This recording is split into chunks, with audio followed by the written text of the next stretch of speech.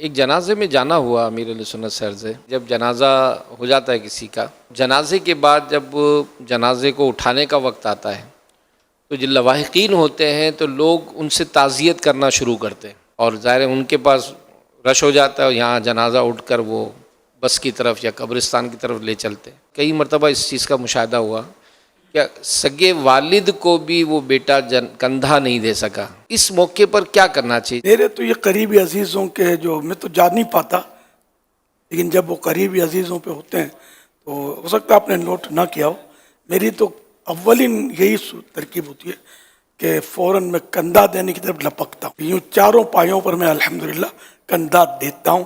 اس کے بعد کوئی ہاتھ ملائے کرے وہ اگر ہو جائے صورت تو ظاہر ہے کہ یہ ایک مخصوص عبادت ہے جو مخصوص موقع پر ہی ملتی ہے.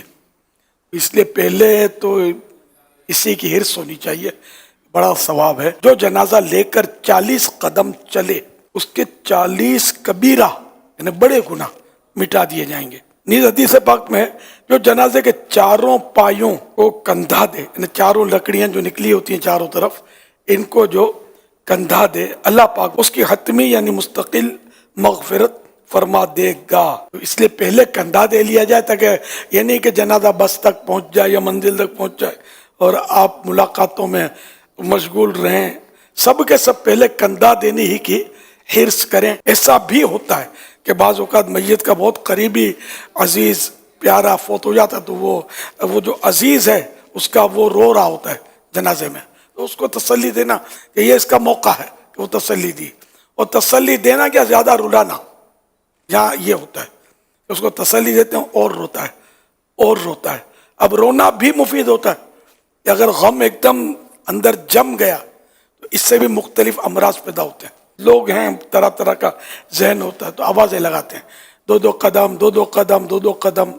تو اگر آواز ہی لگانی ہے تو 10 قدم 10 قدم 10 قدم یہ لگائی جائے. جنازے پر کندھا دینے کا طریقہ یہ ہے کہ پہلے میت کا سیدھا کندھا، سیدھے ہاتھ کی طرف سیدھے کندھے کی طرف جو پایا ہے اس پائے کو جو وہ ڈنڈا نکلا ہوا ہے اس کو اپنے سیدھے کندھے پر رکھے، رائٹ شولڈر پر رکھ کر یہ 10 قدم یہ چلے گن کے، ٹھیک ہے نا، 10 اسٹیپس یہ چلے. اندازے سے ہو جاتا ہے اگر آدمی اندازے سے گنے نا.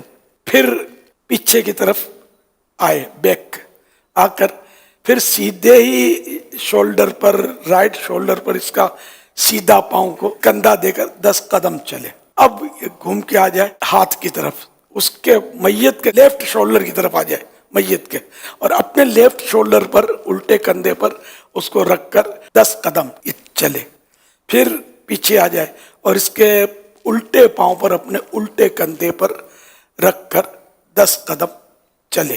یہ ہو گئے 40 قدم. جو قبرستان کی تک جانا نہیں چاہتا صرف اس کے لیے یہ ایک بہتر طریقہ ہے کہ وہ میت کا جو وارث عزیز ہے اس سے اجازت لے، میں جانا چاہتا ہوں. اور تدفین کے بعد بھی اگر کوئی جانا چاہتا ہے، یہ بھی بہار رشید میں لکھا ہے کہ اب اجازت لینے کی بھی ضرورت نہیں ہے.